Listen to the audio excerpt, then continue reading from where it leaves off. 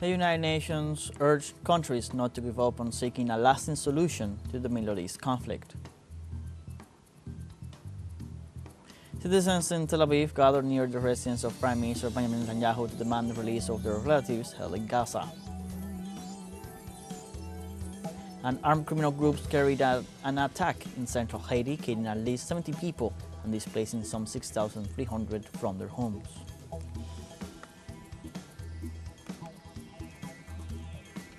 Hello, welcome from the South. I'm Luis Alberto Matos from the teleSUR studios in Havana, Cuba.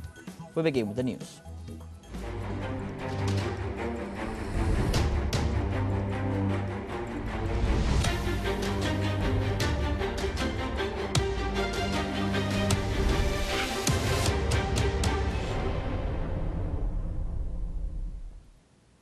The United Nations urged countries not to give up on seeking a lasting solution to the Middle East conflict on the first anniversary of the Israeli genocide in Gaza. The UN issued a statement warning of the war expansion to Lebanon and demanded the hostages release and an immediate ceasefire. In this regard, the UN Secretary General Antonio Guterres ratified his commitment to put an end to the crisis throughout the region. The UN further stated that Hamas actions did not occur in isolation, but are a response to decades of Israeli occupation and violation.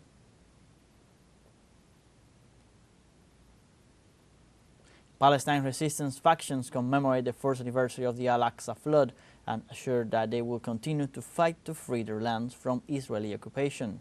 In a communique, these movements affirm that their resistance is the only strategic option against the interests of the Tel Aviv regime in the region and finally establish the Palestinian state.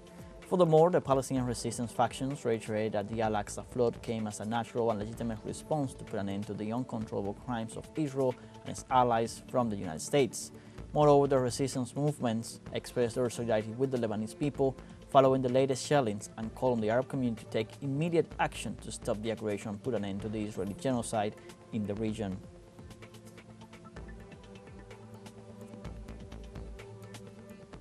The Israeli Occupation Army shelled the vicinity of Al-Aqsa Martyrs Hospital 1 year after the genocide perpetrated by Israel against the Palestinian population in the Gaza Strip. At least 11 people, including children, were injured in the attack that hit tents located in the hospital center, which housed displaced people. As medical sources at the hospital reported that the wounded received immediate treatment amid deteriorating humanitarian conditions as a result of the ongoing attacks. Since the beginning of the genocide in the Gaza Strip on October 7, 2023, Israel has killed 41,870 people and has wounded more than 97,000.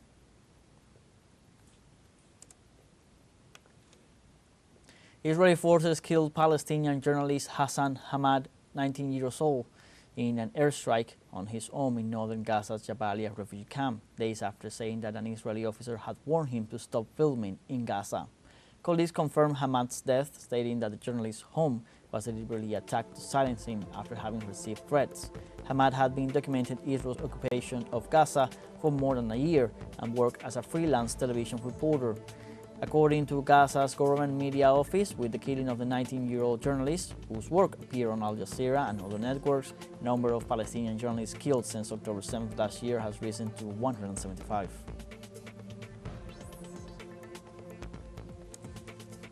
Now let's take a brief look back in time to understand just how much territory Israel has stolen from Palestine since 1948.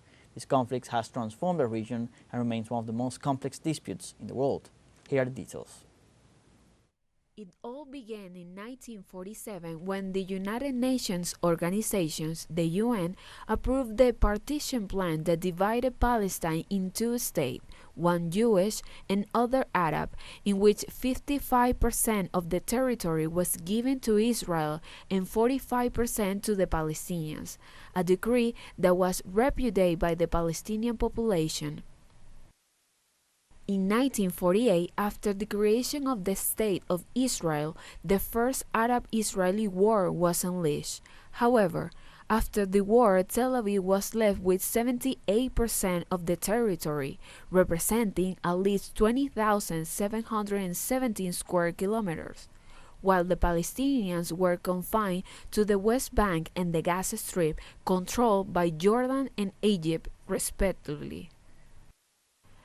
Years later, in 1967, during the Six-Day War, Israel captured the West Bank, which covered at least 5,740 square kilometers, East Jerusalem with 70 square kilometers, and the Gaza Strip with 365 square kilometers, and the Golan Heights with 1,200 square kilometers.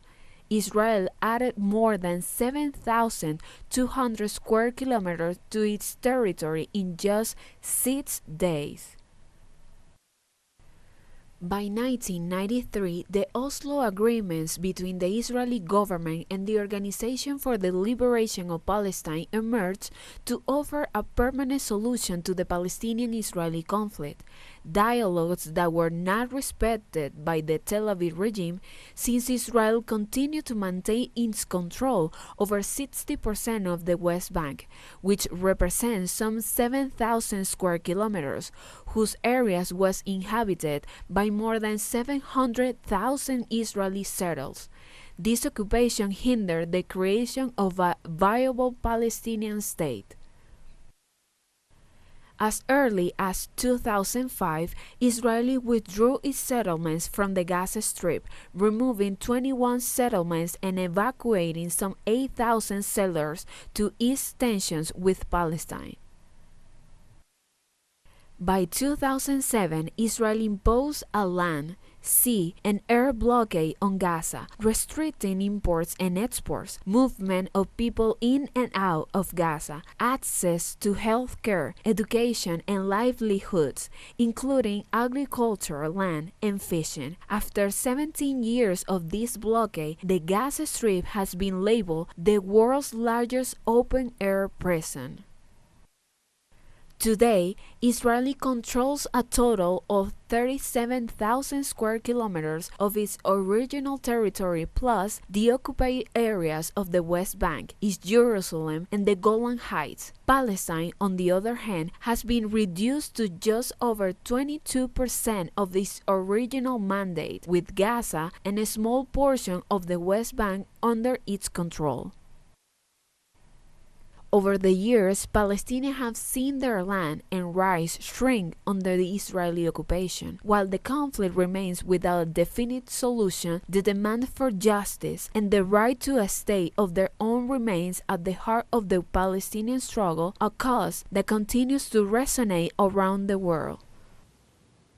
Let's take a short break, but remember you can join us on TikTok at teleSUR English, where you'll find news in different formats, news updates, and much more. We'll be right back. Stay with us.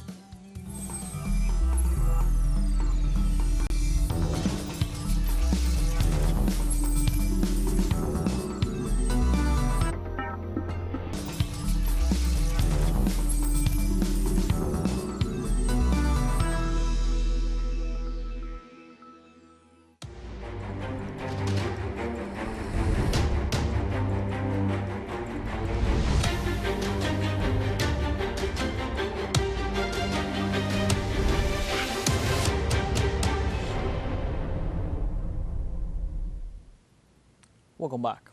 1 year after the occupation in Palestine, citizens in Tel Aviv gathered near the residence of Prime Minister Benjamin Netanyahu to demand the release of their relatives held in Gaza. Demonstrators said that Netanyahu has been repeatedly obstructing attempts of negotiations and sacrificing the lives of hostages in order to stay in power. Others claimed that 101 soldiers remain trapped in the death tunnels, while the Prime Minister refuses to take responsibility. A group of families of hostages and missing people emphasized the importance of consolidating an agreement that guarantees the safe return of all the hostages captured in the Palestinian territory.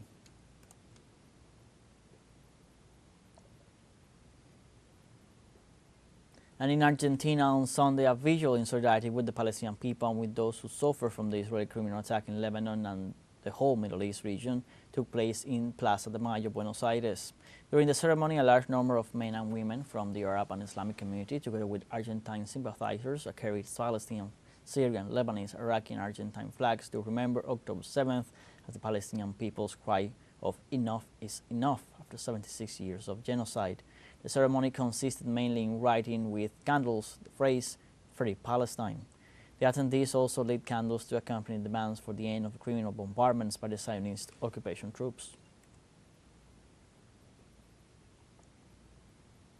And the Palestinian community in Guatemala held a march demanding an end to the genocide that began a year ago against the Palestinians in the Gaza Strip.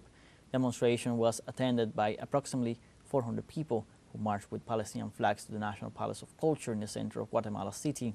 Demonstrations in the framework of the anniversary of the Zionist attack of Israel on Palestine have been repeated all over the world, denouncing the war crimes of the Israeli Prime Minister Benjamin Netanyahu. In this context, Guatemalans demanded that the government of Bernardo Arevalo break off relations with Israel. In other news, Pakistani authorities are investigating a large explosion that occurred this October 6 outside Karachi airport, killing 2 Chinese citizens and injuring others.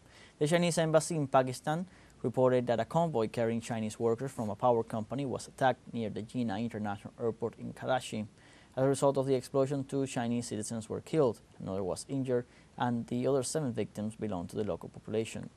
An inspector general of police told the media that apparently an oil tanker explosion had taken place, adding that they are still investigating the incident and that it is too early to give a full assessment of the crime, in which police officers were also killed.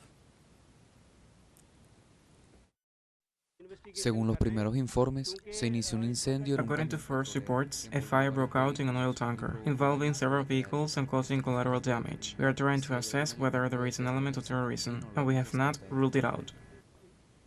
And Chinese and North Korean leaders celebrate 75 years of diplomatic relations. Chinese President Xi Jinping stressed that the establishment of diplomatic ties between the two countries allowed mutual support in consolidating socialism, defending national sovereignty, and promoting peace in the region. North Korea's President Kim Jong-un reaffirmed his government's commitment to strengthen cooperation with China in line with the interests of both peoples and the requirements of the new era.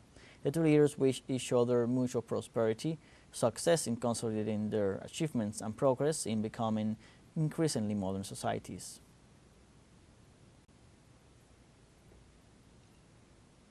We have a second short break coming up, but before we invite you to visit our YouTube channel at teleSUR English. There you'll be able to rewatch our interviews, top stories, special broadcastings, and more. Hit the subscribe button and activate the notification bell to stay up to date on the world's most recent events. Fun for break, don't go away.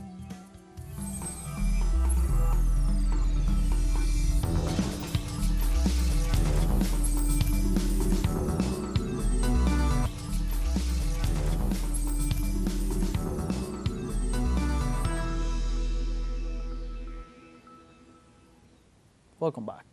Armed gang members carried out an attack in central Haiti, killing at least 70 people and displacing some 6,300 others from their homes. The attack in Pont-Sonde occurred in the early hours of Thursday morning, and many left on foot in the middle of the night, taking only their children and other relatives with them. Currently, almost 90% of the displaced are staying with relatives in host families. Gang violence in the Artibonite department, which produces much of Haiti's food, has increased in recent years. The International Organization for Migration said on October 2nd that over 700,000 people, more than half of them children, are currently internally displaced in Haiti. They shot at us, and the gangs robbed the houses. They tried to kill everyone, and some people were shot in the head. In Brazil, the results of Sunday's municipal elections show that only 11 capital cities elected mayors in the first round, while candidates supported by Lula da Silva's government and Bolsonarism will go to the ballot in many localities. After the counting of the votes of the first electoral round, in Rio de Janeiro, the candidate supported by President Lula da Silva, Eduardo Paes, won, while in Sao Paulo, the candidate of the Workers' Party, Ricardo Nunes, led the elections. Other cities that defined results in the first round include João Pessoa, Macapá, and Maceió. The runoff elections will be held on October 27th with the candidates who did not obtain more than 50% of the votes.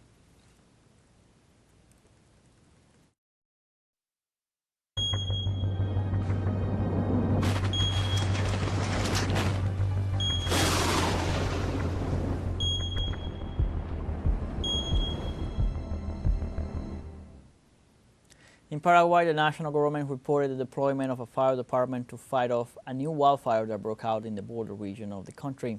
The entity detailed that the flames rekindled in the area of the Choboreca Hill, located in Alto Paraguay, forcing the immediate dispatch of special brigades to mitigate the wildfire.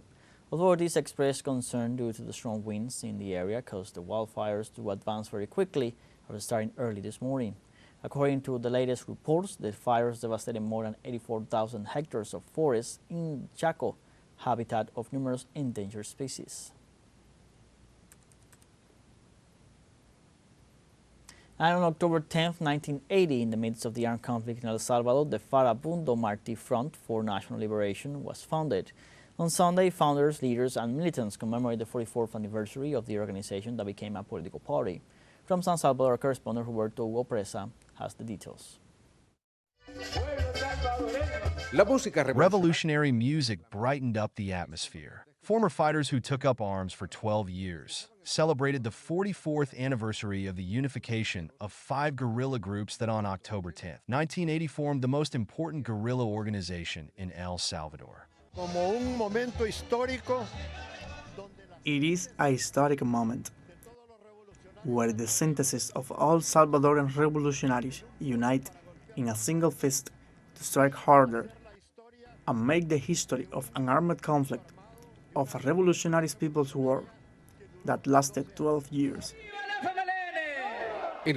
This commemoration honored the memory of thousands of revolutionary fighters who died before, during, and after the war. The historical cadres of the former guerrillas were absent. Many left the country when judicial proceedings were announced against them.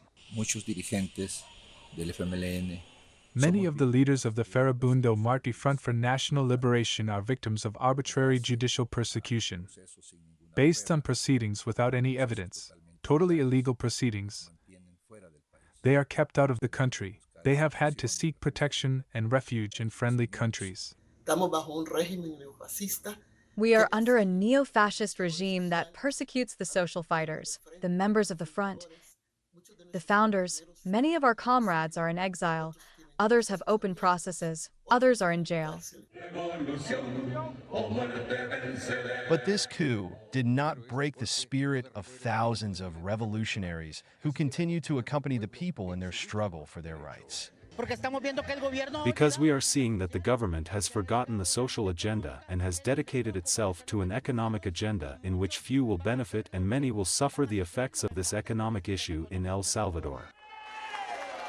Before a euphoric militancy, the General Secretary called on the workers to defend the conquests achieved, especially teachers and health workers whose pay scales were eliminated by the government.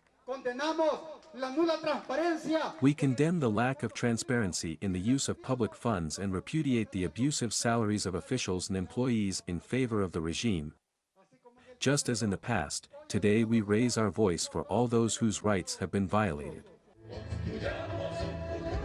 The maximum leader of the organization expressed his solidarity with the peoples of Palestine and Lebanon who are the object of genocidal attacks and condemned the criminal blockade that the United States maintains against Cuba and Venezuela. Roberto Hugo Presa, teleSUR, El Salvador.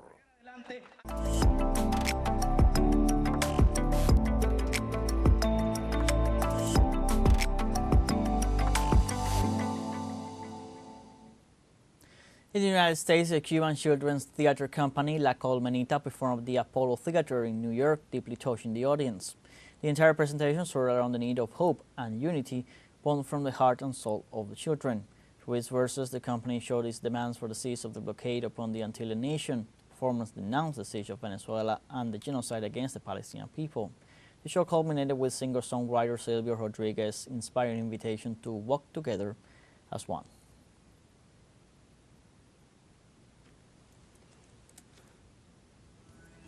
We have come to the end of this news brief. You can find these and many other stories on our website, telesurenglish.net. So join us on social media, Facebook, X, Instagram, Telegram, and TikTok. For telesur English, I'm Luis Alberto Matos. Thanks for watching.